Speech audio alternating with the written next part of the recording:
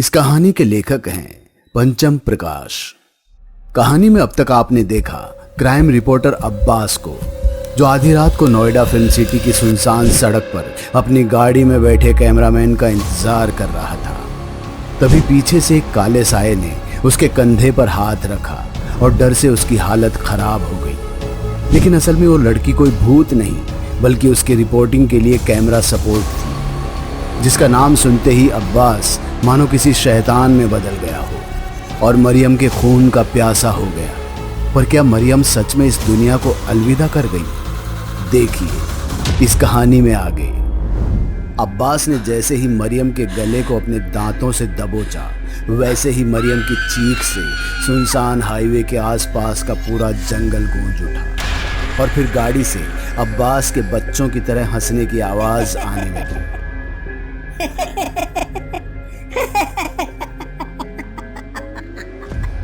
अरे मुझे ये नहीं पता था कि जिस मरियम ने डर से मेरी हवा निकाल दी थी, वो खुद छोटे से मजाक पर डर जाएगी।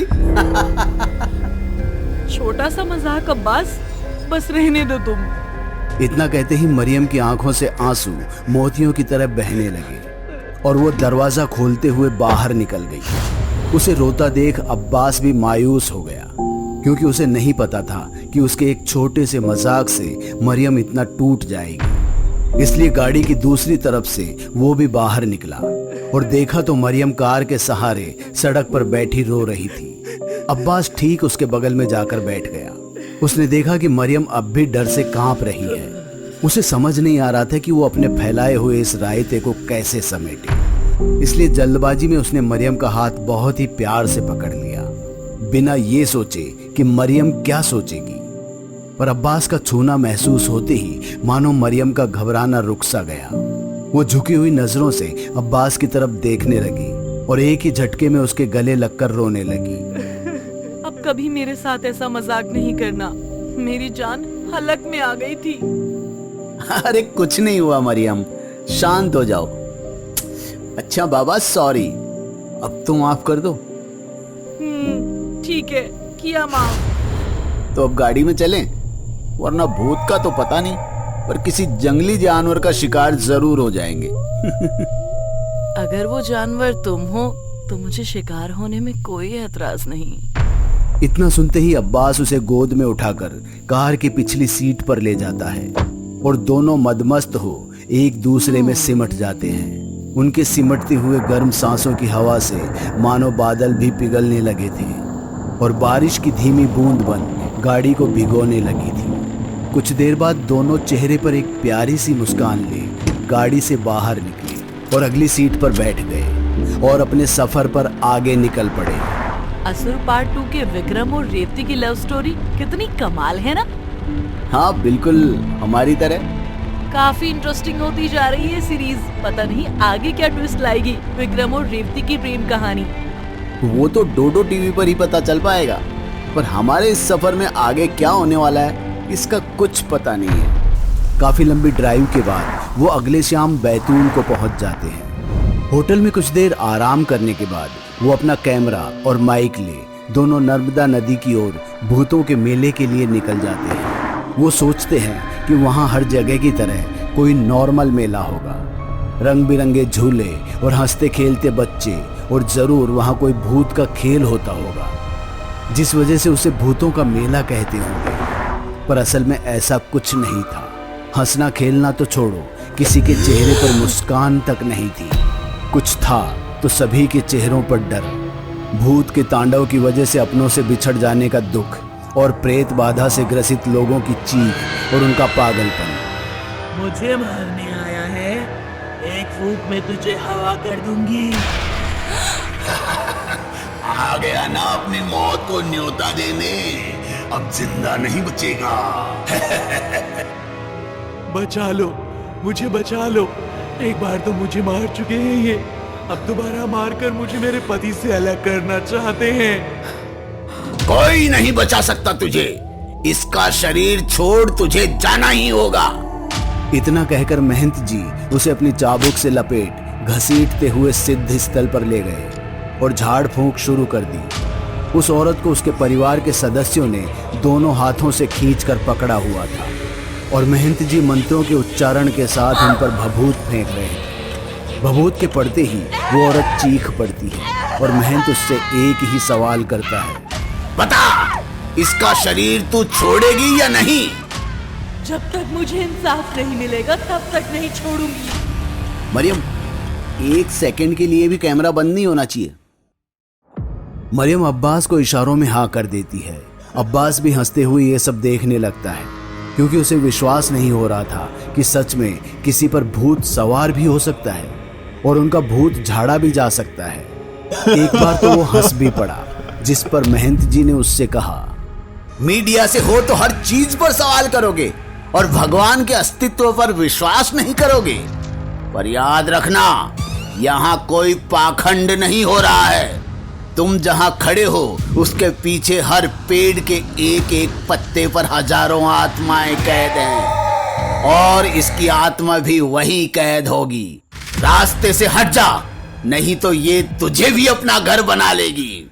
अरे महंत जी, आप अपना काम कीजिए ना, और मैं अपना काम करता हूँ। बाकी भूत बेताल ये सब बेकार की बातें हैं। विनाश काले विपरीत बुद्धि, खुद पछताएगा बाद में। ठीक है, आप शुरू कीजिए। मरियम, जूम इन करो।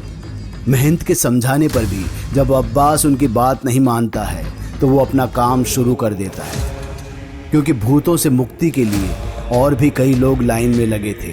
उधर अब्बास भी अपनी जबरदस्त रिपोर्टिंग कर रहा था। आप सोच रहे होंगे कि एक क्राइम रिपोर्टर अंधविश्वास से भरी जगह पर क्या कर रहा है, तो आप जान लीजिए कि अंधविश्वास फैलाना भी एक क्राइम है, और मैं आज इसका खुलासा करने वाला हूँ कि कैसे एक महंत भोले भाले लोग। इतना कहते ही अब्बास की जुबान लड़खड़ाने लगी और वो वहीं निढाल होकर गिर पड़ा। उसकी ये हालत देख मरियम भी उसके पास पहुंच गई। अब्बास का पूरा शरीर कंपकपा रहा था और उसकी जुबान से एक शब्द भी नहीं निकल रहा था। डॉक्टर, कोई डॉक्टर है क्या यहाँ? मरियम की आवाज सुन महंत ने सबको हटने का इशारा किया। ले आओ उसे यहाँ, कहा था ना मैंने, भूतों के रास्ते में मत आना, पर मानी नहीं मेरी बात। अब देखो, कर लिया ना उस आत्मा ने इसके शरीर में घर। अब्बास की ये हालत देख मरियम ने महंत के आगे हाथ जोड़े और उसे वापस से ठीक करने की गुहार लगाने लगी। घबरा मत, महाकाल सब ठीक करेंगे। उधर महंत अपनी सिद्धियों के जरिए अब्बास के अंदर की आत्मा से बात करने लगा और उधर मरियम भी अपने खुदा से अब्बास के लिए दुआ मांगने लगी। और तभी कुछ देर बाद अब्बास ने चीखते हुए आंखें खोली। कातिल है वो सब। कौन? वही उस औरत के परिवार वाले जिसके ऊपर महंत जी ने झाड़ फूंक किया था। कहाँ गए वो लोग? उनका काम हो गया, चले गए। आपको पता नहीं उसके ऊपर किसकी आत्मा थी? उसकी सौतन की। महंत जी का जवाब सुनकर अब्बास सख्ते में आ गया। उसे वो सब पता है जो उसे उस आत्मा ने उसके शरीर पर कब्जा करने के बाद बताया, कि कैसे उसके ससुराल वालों ने उसे मारा, क्योंकि वो मोटे दहेज के लिए अपने बेटे की दूसरी शादी करना चाहते थे। इसलिए मौत के बाद उस औरत ने अपनी सौतन के शरीर को ही अपना घर बना लिया और सबसे चुन चुन कर बदला लेने लगी। लेकिन महंत जी ने उसे उसके शरीर से आज़ाद कर दिया और अब उसने अब्बास के शरीर को अपना घर बना लिया है, जिसे वो तब तक नहीं छोड़ेगी जब तक कि अब्बास उसे इंसाफ नहीं दिला देता। जैसे ही अब्बास ये समझ गया कि महंत को सब कुछ पता है, तो वो गुस्से में महंत से बोला, सब कुछ जानते हुए भी आपने उसकी मदद नहीं की और उन हत्यारों को ऐसे ही जाने दिया। मैं रूहानी ताकतों से लड़ सकता हूं, हत्यारों से नहीं। देख, मैंने अपना काम किया, अब तू अपना काम कर और दिला उस मासूम आत्मा को इंसाफ। इस बार अब्बास को महंत की बात बिल्कुल साफ साफ समझ में आ गई और वो उनका आशीर्वाद ले वापस लौट गया। भूतों के मेले की रिपोर्टिंग के साथ उसने उस रिपोर्ट की भी पूरी जांच पड़ताल की जो सालों पहले दबा दी गई थी। लेकिन ये इन्वेस्टिगेटिव क्राइम रिपोर्ट से सारी सच्चाई सामने आ गई और उस लालची परिवार को जेल हो गई। और अपने वादे के मुताबिक उस आत्मा ने भी अब्बास के शरीर को छोड़ हमेशा हमेशा के लिए उन पेड़ पत्तों में कैद हो गई। जहां कोई एक आत्मा नहीं बल्कि भूतों का मेला है। दोस्तों, अगर आपको हमारी कहानी अच्छी लगी हो तो लाइक, कमेंट और शेयर जरूर करें। साथ ही रेगुलर अपडेट के लिए चैनल को सब्सक्राइब करें। और अगर आपके पास भी कोई डर से भरी दमदार कहानी है तो भेजिए हमारे मेल एड्रेस पर अभी।